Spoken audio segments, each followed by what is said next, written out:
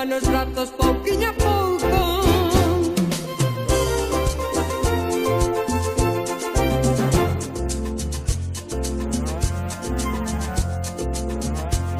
Asustábame co coco de pequena e o seu nome eu cheguei a ter pavor.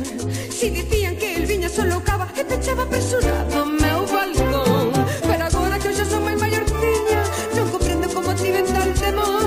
Porque agora que eu xa sei quen é o coco non me importa nada que entre no colchón. Que ven no coco, mamá, que ven no coco, mamá, que ven no coco.